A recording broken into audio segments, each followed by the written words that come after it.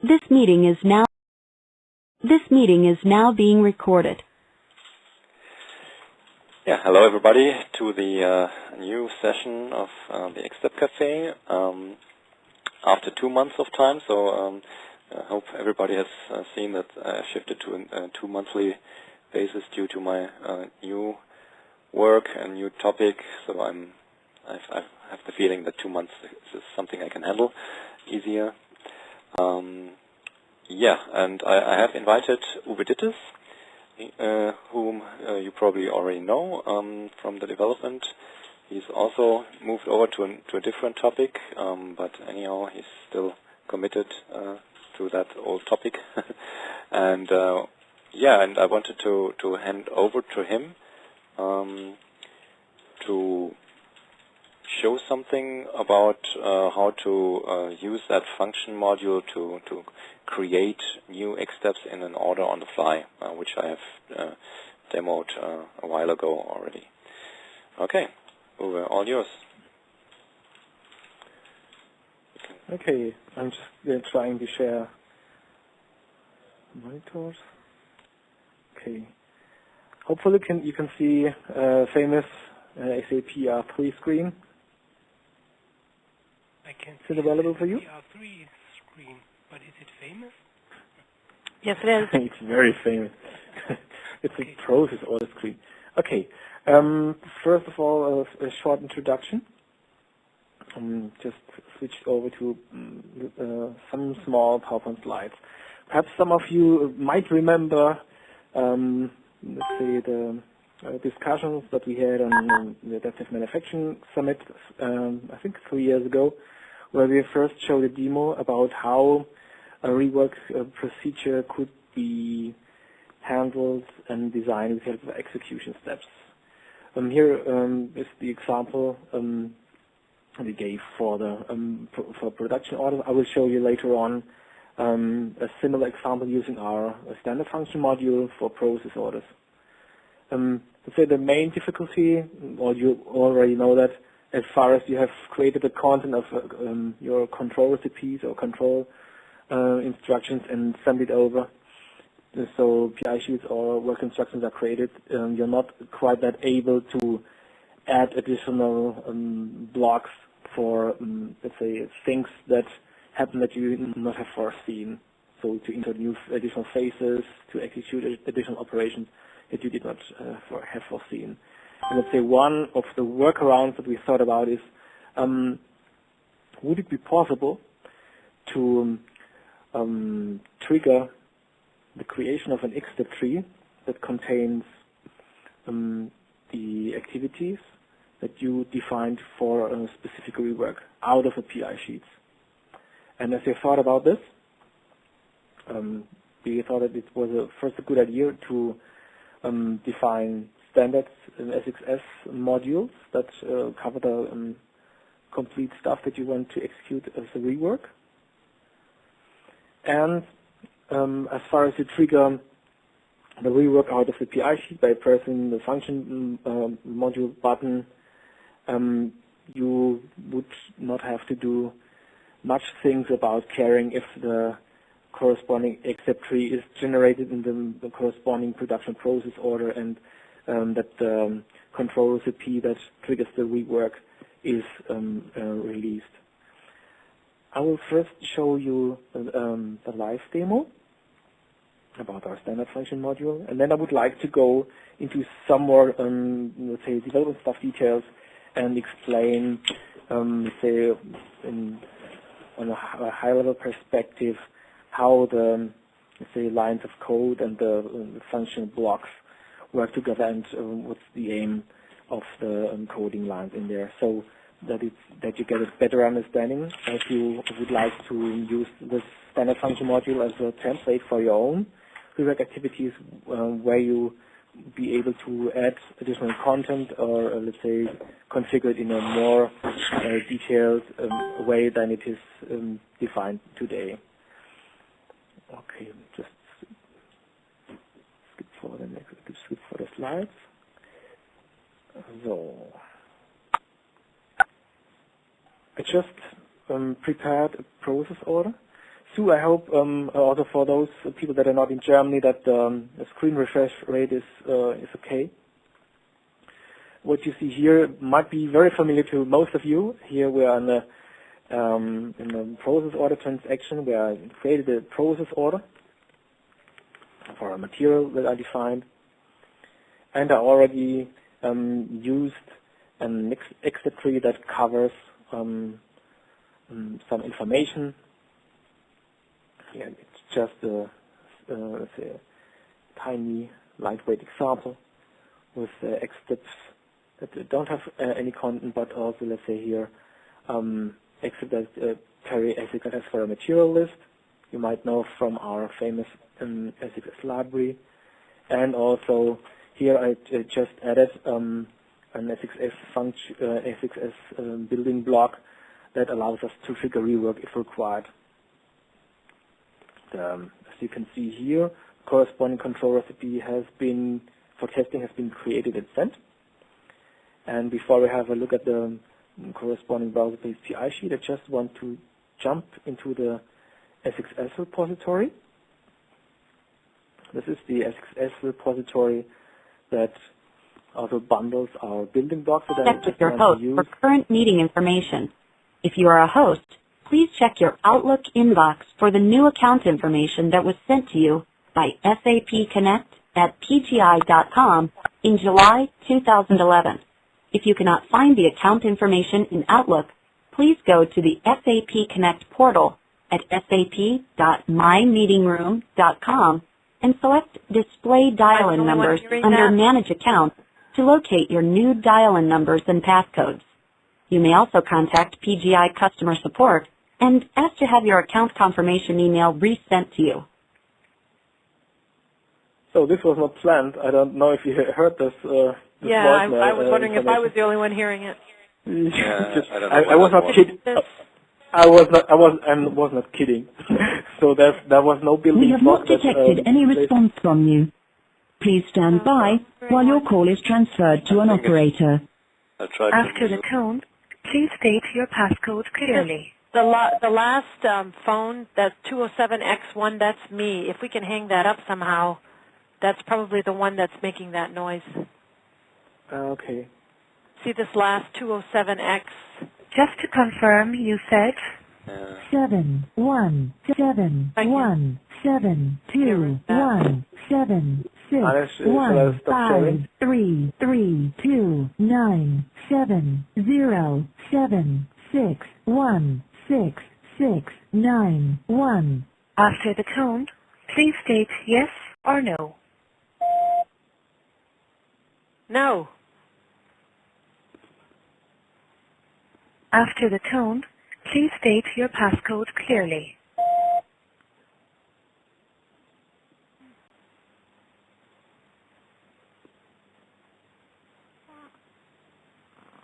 So how do you get it to hang up? That's the question. Have a chance to do so. It's waiting for a passcode at this point. Yeah. I had tried That's to make it what, dial yeah. me, and it told me it couldn't dial me. So it's apparently Yeah. been trying all this time. Just to confirm, That's just- you said after the tone, please state yes or no. No. I'm sorry, please hold while I transfer you to an agent.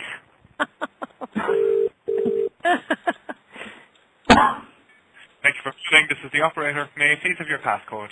Could you just hang up this line because we're having some technical difficulties with And this. it disturbs our session, really. So, Okay. thank you. One moment, please. So I'll disconnect. Just this one line. Thank you. Oh, my Lord. Oh, I hope. Oh boy. What did he do? Okay. Here, why don't I hang up and call back in and see if Okay. you want to do that? Yeah. Okay. Try that.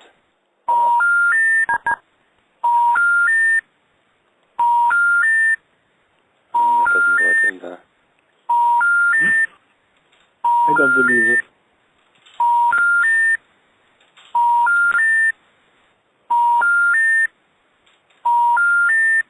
Oh boy.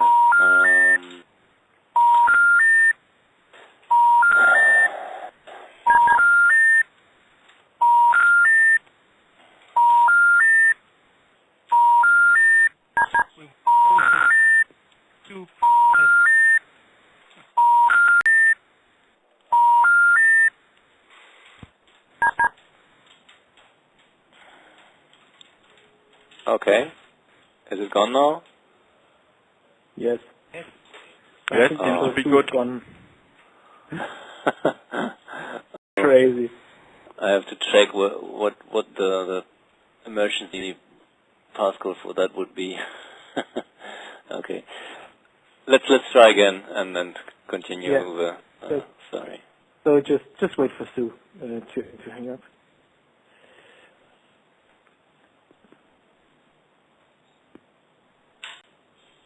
Ah, no, this is not what I expected.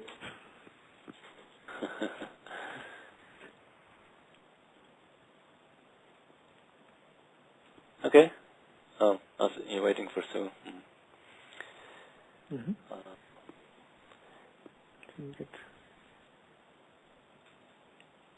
Okay. So, well, probably while we're waiting here for Sue, I'd like to. Oh, there's If that Sue. helps, this is Sue. Yeah, we had Okay. some weird tone, but now it's Everything's back? it's okay, I think. Okay. Oh, good. Uwe, please continue. Broadcast. So, we have Dario, and also we have Pascal. But I don't see if they got. Yeah. If they are done Uwe, now. just continue. You don't have infinite time, so let's. Okay. Just It's so. in the recording anyway. Okay. So what I want to show you is our first.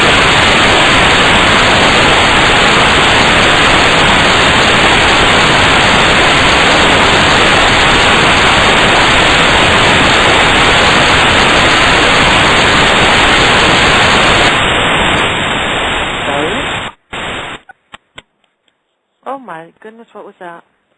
I think that was Dario. Oh. Dario, is that your line was so broken? Oh, okay, now it's gone. No Okay. idea. I lost my connection and I am back. Okay. I really do hope that this was the last. I was not responsible, but no idea. Okay. Okay, please, Uwe, continue. I will just try to continue. Now we get this precise, but I will ignore this code also. Okay. The most interesting stuff is this building block, which contains only the function module call. It's the standard function module that we now use to execute or to create a rework Xstep trees, assign it to the corresponding order, and release the control recipe. What you can see here is also the list of parameters. So we can transfer also the order number, and also we have the possibility to transfer information about an operation and phase number that we might use to assign the context of the corresponding step node. And what's also quite important is that we have the possibility to get the root node ID back, the root node ID of the Xstep tree that we created as we, let's say, execute the rework activity, this rework SXS building block. Okay, just want to show you how this would look like. Okay, we have got this process order. I'm a lazy guy. Just go to XStepCafe.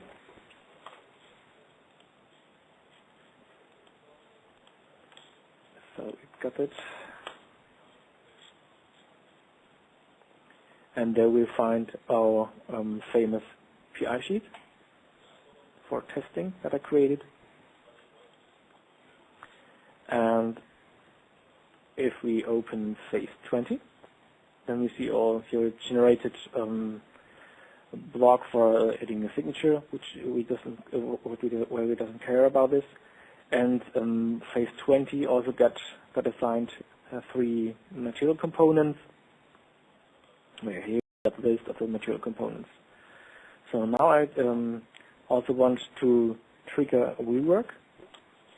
And what comes up, I hope you can see it, is a standard Xstep pop-up of the repository, where we are now able to choose one of the SXS versions, SXS that are released. I will just use this one, add material, so we have a closer look at this. And then the things happen that I described before. Then we create an Xstep tree that contains all the things that are defined in the selected standard Xstep building block. Create the Xstep tree, and here in our case it creates a control recipe, a productive one, and prepares it for sending. So, okay. Now we'll quickly jump back to my process order and see what happens. So what happened here is, what you can see here in this area below, we have a new Xstep tree. This Xstep tree was the result of the triggering of the rework activity. As the first node, you will see here we get the copy of the SXS that covers the rework that I chose before. And what I do expect is that we have a material, the possibility to send pre-I-conf messages for all the material components of phase 20. So to do that, I just switch over to our control recipe monitor. And what we also did not do is that we create this example in that way that the control recipe is also automatically sent. So we just recreated it, and if you do it if you don't have a sending job, then you have to send it to your control recipe destination. It seems to look good.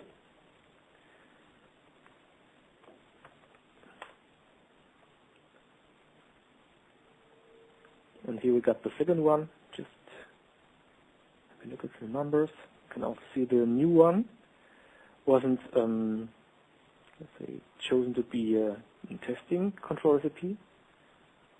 So you can also, let's say, steer the behavior, what to create with the help of the standard function module.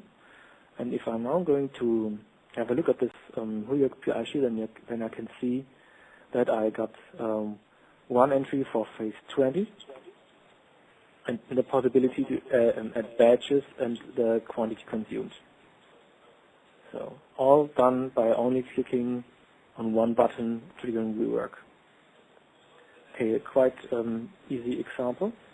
Perhaps one step back to one thing to mention is, Uwe, is that this function is purely taking predefined standard Xsteps, correct? So it does not pass any parameters from the initializing PI sheet, so to influence the Xsteps to be created, correct? Yeah. Concerning this, I point out that this function module, CMax tools, FM set control recipes from SXS, it's just a template. If you have a look at the coding that I show afterwards, then it's also possible for you to code similar rework function modules in a way that you define your SXS and provide parameters where you can add more detailed information about, let's say, especially the phase where you're doing the rework, or let's say some parameter values that you can also use and handle within your rework SXS that you defined before. Yeah, so that the SXS that you would have prepared has some parameters, some input parameters on the top level, which you could probably then in this modified function module also evaluate or change, so that you have some more flexibility. Okay. Correct. You could, just a question, Peter, here, but you could as well work with different instructions, not only for rework, if you have, let's say, Yeah. an alternative route, you could take that as well. Correct. So it So we just could be very flexible. So you could set up, okay, I have a situation where I have to go a different route, and I provide you with a function module. Whenever you have this complex situation, you can create your own Xsteps for this additional routing. yeah. Let's say the own problem. What we also would like to have would be very fine, but it's just, let's say, science fiction is here we create different PI sheets. So the original PI sheet doesn't get, let's say, in our example, any information that, let's say, rework was triggered on the own, and you don't also get, let's say, the information if you take the alternative route that you defined, that your original PI sheet, let's say, wasn't work that way. So perhaps this has also to be a little bit, let's say, foreseen in your original PI sheet. So what we normally would expect is, would be very fine if, let's say, we have additional process steps that we want to execute, that this is integrated in the original PI sheet, but this is not possible because of the complete architecture of the process management in SAP. Yeah. So let's say the original PI sheet won't get any, let's say this PI cons information inserted, but we have let's say an additional PI sheet that takes over the information that we trigger from that we handed over via this rework triggering. So this is correct. So it shows flexibility. And now I would like to go into a little bit more development details. Can I ask one question? Yes, surely. If you had multiple steps like that, where you wanted to dynamically create a next step, would each of them go to a new control recipe, a new PI sheet, or would they all go to the same destination as you generate them, or does each individual one generate a new control recipe? If we trigger this rework button twice, you will get two different. How in the way it is currently implemented, you will get two separate PI sheets. Okay. Yeah, but if you let's say have a look at the coding and adjust it to your needs, then it might be possible that you let's say the first triggering of the rework you define the Xsteps tree. This is also let's say the idea of getting the Xsteps root ID back as far as you trigger the function module, and then if you say, okay, I want to enhance this rework, then you might be able to insert sub-branches in the already existing Xsteps and or hand over, let's say, different destination to send to. But let's say the current information is just a simple one. Okay, thank you. Yeah, perhaps it will be a little bit more clearer when I just go into the details. Okay. Okay. Just yes? one question, but you would get different PI sheets which are connected to the same process order. Correct. The key order number is inside the new created PI sheet. Because today we are working, for example, with different PI sheets inside the same process order. For example, weight expense is an own PI sheet, and the execution of the weight material is an own PI sheet, but they are belong to the same process order. So the key is for us always the process order. Yeah. So the current implementation takes this in mind. We also thought about, as far as we, let's say, have regulated environment. We don't like to have any rework, but if you do so, then it might also be good if we talk about electronic batch records, that these PI sheets that are triggered by rework also are, let's say, combined and coupled to the same process order and respectively to the same batch. Yeah, we talk about this. This was the original idea. But say from the principle of creating similar function modules, you're free to do so. You can also, what we do is that we use the variation symbol for the process order number and provide the information of the process order number via this symbol and parameter to the function module to a corresponding function module input parameter. And then it's quite easy to get this new Xstep tree and the new PI sheet linked to the process order. But you can also, let's say, use this idea and create your own logic. Yeah. Okay. I will just go for a couple of minutes into, let's say, the technical details. As far as I remember, we got this node that I created a long time ago. And here we also get the function modules down below to, I think I put it down to R3 Enterprise Extension 2, but it's surely available also in the upper ERP 2005 in other packages. And let's say the complete solution consists of two function modules. One is the function module that where we hand over the Xstep parameters and that we assigned to this activity dynamic function call, this so-called wrapper function module. And because when we create a new Xstep tree and want to create the control recipe, then we have to execute commit work statements. And therefore we need a second one, which is called via RFC, remote function call. And inside this function module, there's a complete logic that allows us to define which kind of control recipe destination, which control recipe destination we adjust to. This function module also allows you to transfer the ID of an SXS, a standard Xstep block, and so you don't have the need to select this SXS manually. And you are quite free to use these two function modules and enhance it. So, say the important thing is to get an idea how this might work. Okay, then first of all, we will have a look at this function module.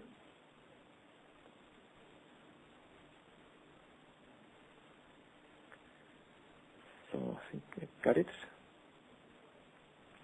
And I hope you can see it here. We have a standard function module with a couple of input parameters where you can also, let's say, transfer information about the order number, the control recipe destination, the location, that means the plant, and information about the operation or a phase that we're currently having. And you can also steer if you want to create a control recipe for testing. And also the optional possibility to transfer the ID of a standard Xstep that you have in the repository that you want to reuse, and you can also do this, let's say, with the help of an validated parameter. Okay. First thing that we have to do, because we are here doing things in a quite external mode, is that we read to fill the order buffer tables, and here we use the standard function modules for doing so. Okay. The next the function modules that are called are also filling the important internal order buffer tables. Otherwise, you won't get the information about the order context, about the phases and operations that you require if you want to, let's say, to do more detailed things within your Rework standard Xstep. In this part, we have to define the so-called root context. So here we use the order number and the order and position number. And then we use the public available factory methods to create context nodes, to create root nodes. And here is also that you have to hand over the context object. After this root node is created, then we can extract the information about the root node ID and put it to our exporting parameter. And here also we define, we get information about the Xstep tree description that I can also add and define. So next thing that we have to do is that for everything that we do within the Xstep functionality, you need a so-called change object if we handle process orders and objects without any versioning, in contrast to master recipes or standard routings, then we use so-called non-historical change object. This means you have one version, and every change that you do, as far as you change order data, then these changes are reflected immediately. Okay. The next thing that I did quite hard-coded is the control recipe destination that we assigned to our Xstep tree root node, which is then also inherited to all other Xstep nodes that are part of the corresponding standard Xstep. The namespace, SAP namespace, is fixed. Also, let's say the information that we have a browser-based PI sheet. We surely use also other destination types within copied function modules of the same flavor. And here also we wanted to get information about the location, the plant that we handed over, as we call this function module, under the destination name.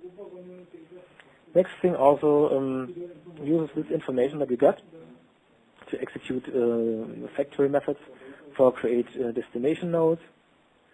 And then we have to put the things together, so we just set the destination to the Xstep tree root node.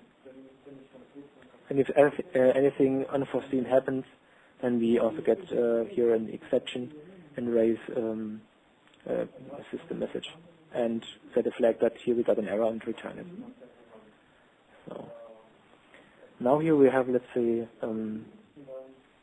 a possibility. If no standard Xstep ID is handed over, then we just use, let's say, the possibility to browse across the repository of the current plant. And here we get also public available method that provides the pop-up where you see the complete structure of the standard Xstep repository, and where you are able to select one of those SXS building blocks. This is the way that I did before. Otherwise, if you know the standard Xstep building block ID, then the next thing will be that we don't, let's say, raise this pop-up where you can choose the stuff. We just define the SXS data. So here we also hard-code the namespace and the repository, the version repository. And for the item, here we just set the importing value for the SXS building block ID. And this is also something that you get as far as you as far as you browse across the repository and choose one of the SXS repository. This buffer table. Just a question, it's Pascal here.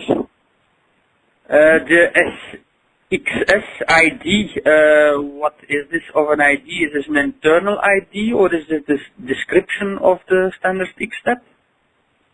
Yeah, here there's something that that you don't see normally as a user internally. Every standard Xstep building block, any Xstep and process instruction has a GUID, a global unique identifier. And as far as you know this GUID, then especially for this block, then you are able. You can see it. Then you are able to edit. And here this is some of the improvements that we also ship by our node. You can display this object ID, just toggle it on. And then you see here in the Xstep repository, this is the GUI that you would hand over. You would just copy it. And as far as you transfer this GUID, then you don't have to select, let's say, the SXS building block. You will just automatically get this SXS building block assigned to the Xstep tree that covers your rework. So we'll just show you once again. If it's not, so see.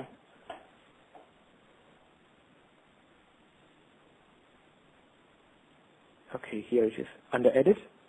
If you don't have these entries, just contact me. Then I will tell you the correction. The SAP node where we ship this stuff. Okay. And this also works for all objects that are persistent on the database. Also for Xstep nodes and instruction nodes. Okay. So if you know this information, you can just simply pass it over. Okay. And yeah, you're welcome. And as far as we have the information, either we browse, we get this XStepCafe selected by our browsing, or we just hand it over the ID. Then the next thing is that we get information about, we get the short text of the standard that we would like to have, and then we create an XStepCafe reference node, assign it to the Xsteps root node that we just created a couple of lines above, and we then just hand over the XStepCafe data that we collected. Okay, then we just set the short text. This part, we might have a closer look to. Here we set the context, mean we can assign a phase or an operation context to this standard Xsteps reference node. And here's also the coding and also the factory methods where we just create this context node and where we just add the information. So if you say, okay, I want to assign the context of the current phase where I triggered the rework, then you just have to hand over the information of the phase with the help of a valuation symbol. Yeah. And then you will get this assigned to the correct, will get assigned the XStepCafe reference and assigned to the correct operation phase context. Yeah, then you have also to create the hierarchy as far as we have this XStepCafe reference node and set the Xstep tree root node that we created as a parent. And now we have to make it persistent, so it could be stored in the database. We just use our change object that we created in the beginning, transfer the root information, the root object, unlock the root, and then we set also the information about, I think, the application context, so we can create the control recipe automatically. And here we have to create an object that is similar type of the Xstep editor you normally use when you work in Xstep environment in in master recipes or orders and standard routings. And we have to create such an object instance to be able to create test control recipes, or if this is the standard case that I did, is that we create a productive one, and here we just have to transfer the information that this is a manufacturing order and the order type that you can also hand over with the help of a valuation symbol via this importing parameter. Then, if everything is okay, then we just execute a commit work. By executing commit work, Xstep tree is assigned to the process order, and in the next step, the control recipe or control recipe for testing is automatically created. As far as we have messages, they are collected, and then we have this tiny pop-up that you might have seen as far as after I edit the XStepCafe, after I chose the XStepCafe building block for rework, then we get this information that everything is okay, and this is also the part where I get the content in. So this is, let's say, the inner structure, and I'm just looking for the outer shell. And the outer shell, let's say this is a function module that you trigger with a dynamic function call that you have to we have to implement this dynamic function call within your PI sheet or standard Xstep structure for process order or routing. And what you can see here, we just have also the input parameters and export parameters we are interested in. So we just evaluate those parameters, and here we execute the RFC call of the, let's say, the inner function module where we create the complete Xstep part. And what's also, let's say, standard trick is that if we do this in an asynchronous way in a separate task, then we are interested also if everything gets done without any errors. And here we get the results with the help of the subroutine as far as the task that we opened is finished. And if we have any errors, let's say within communication, that something went wrong, or that let's say this Xstep tree can't be created, then we get also error information.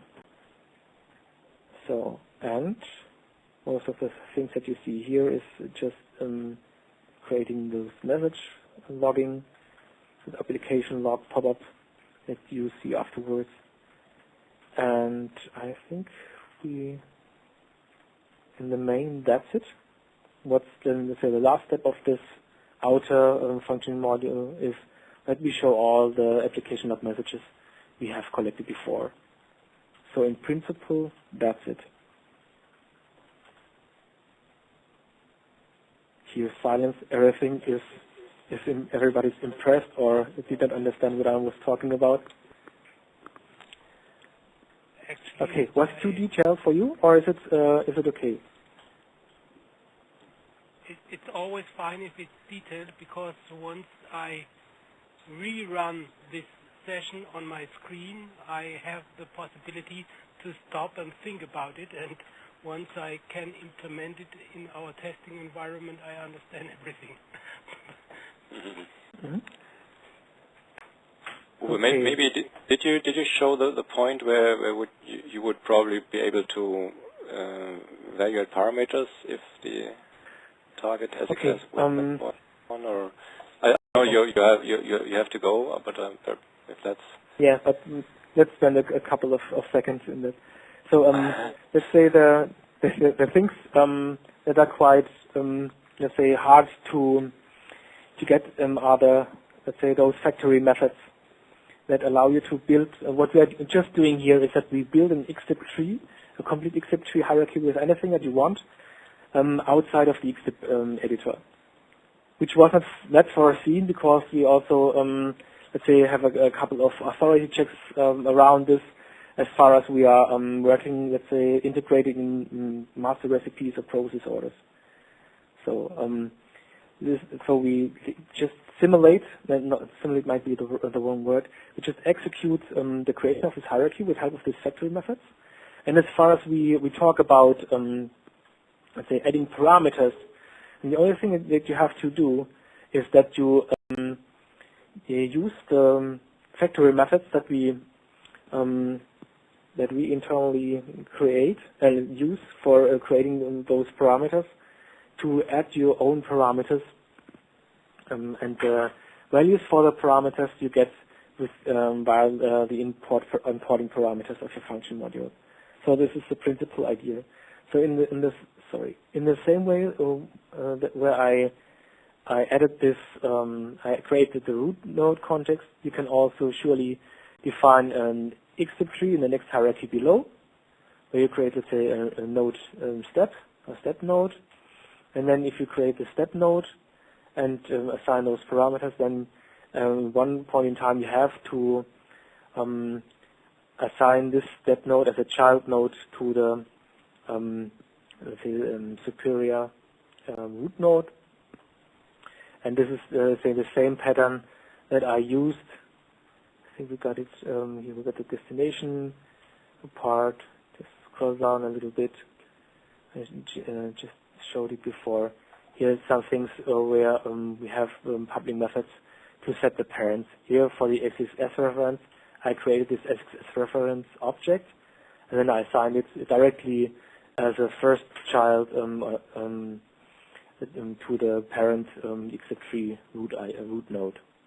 And this is the way you would also be able to create complete Xstep hierarchies with the help of, let's say, ABAP coding.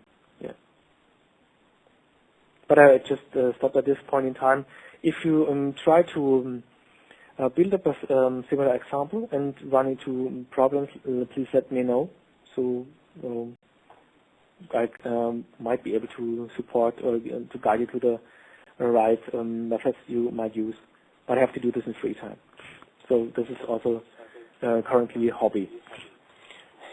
Yeah, Uwe, thanks a lot for your presentation.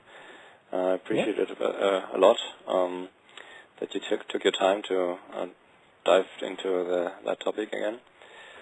Are there any other questions from the audience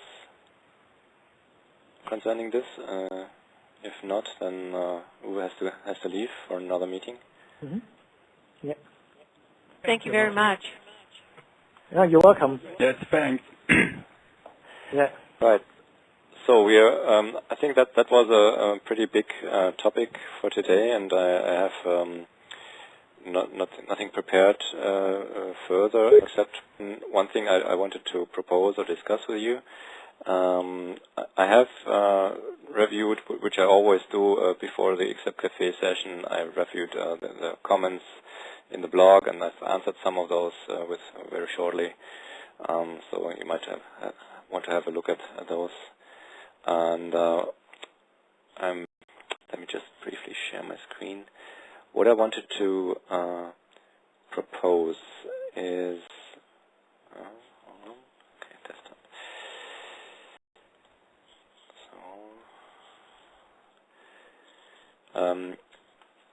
So since I don't have so much time anymore for all these postings sometimes I do them, but honestly it's very little time I can do those.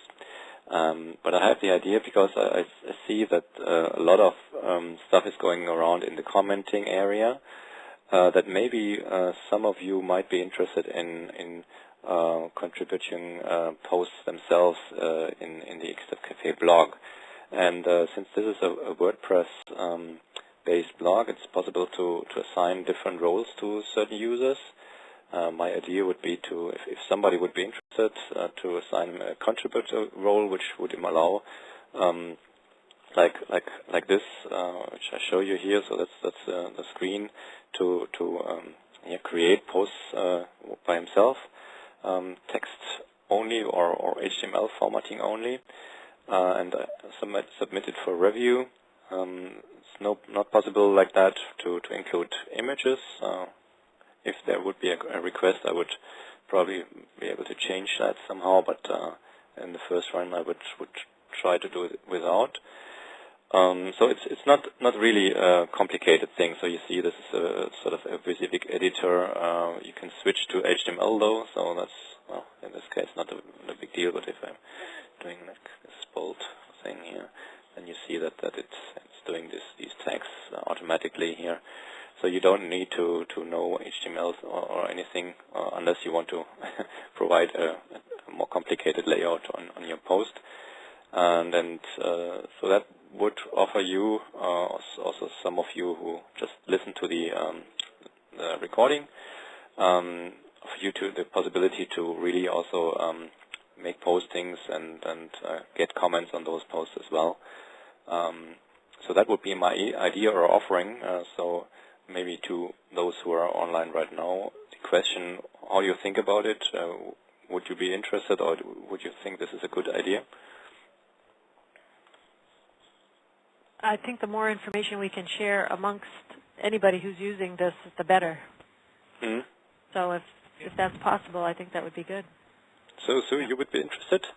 Well, I don't know how many posts I could put there, but I certainly would be interested in sharing, whatever we have with those that could share what they have. Yeah, great. Yeah, it would be the same at me. I think it's a good idea, but but I don't know how much I can give input. Sure. So I mean, as little as you can do is better than I can currently do.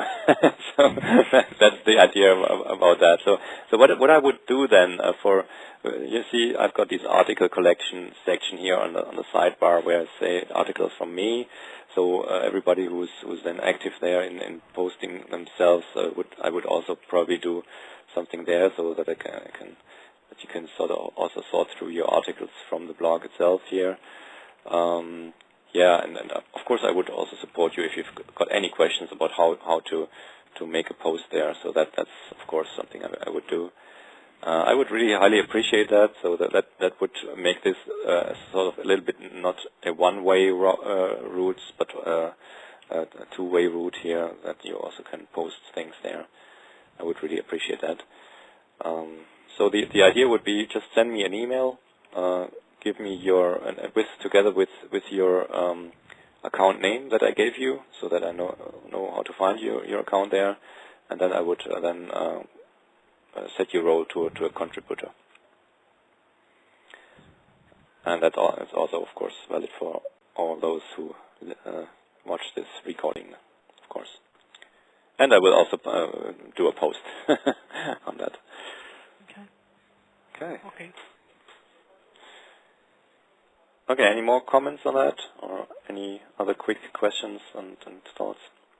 I had one quick question, and it's really just a yes or no at this point, because I know we're running out of time, but I'm wondering, we just upgraded to ECC 6.0 Enhancement Pack 4, and so now we see the Print PDF button within our PI sheets, and I'm wondering if anybody is using that. Yeah, I have a certain attitude on that function. I'm not sure whether I can articulate them now, so maybe you can think of it. But my advice is probably not to use it, because it's not yet finished in a way that you can really properly use it. One example is it does not handle tables really. So any table grouped instructions you have, they will be shown as simple instructions in a sequence, and not as a table. That's just one thing. I believe there are other shortcomings there as well. I'm not sure what these are. I'm not happy that this function has been rolled out. And what would you suggest to use instead? We had a discussion a few months ago about the style sheet changes. You would suggest doing that? Yeah, sure. I mean, doing that, you can probably come around a lot of issues you might have with a standard printing style. Just maybe making fonts on tables smaller, for example, and make it landscape, so that you really can get your long tables on it. I mean, that's the most common problem with printout, I think. Yeah. Okay. Yeah. But I mean, that also depends on how you initially laid out your PI sheet. If you have, like 20 columns on a table on the PI sheet, you can scroll easily. Yes. But of course, you will never be able to print that out really, even with any solution. It's just not possible. We've tried not to have the operators scroll right and left too much, so we've tried to keep our tables with as few columns as possible. So we might be able to work around that with a style sheet change. Yeah, I would suggest that. I did have a post on a consulting solution, which includes also some sophisticated functionality. Formatting objects is the keyword there. It's from Apache, which I used there in that consulting solution to make it nicer. Yeah, so to make a real PDF out of it with some coding work, both in style sheet and ABAP as well, which therefore is a consulting solution and not a real standard solution. Right. That's also an option.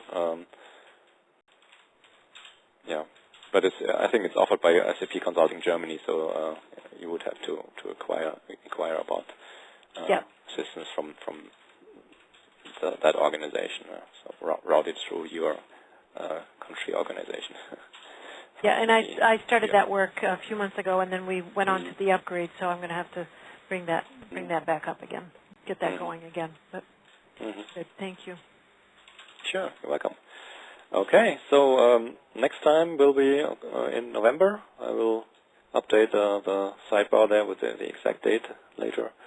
And okay. Okay. Thank you very much. Thanks. Happy Xstepping and PI sheeting. Thank you. Okay. Bye. Bye. Bye.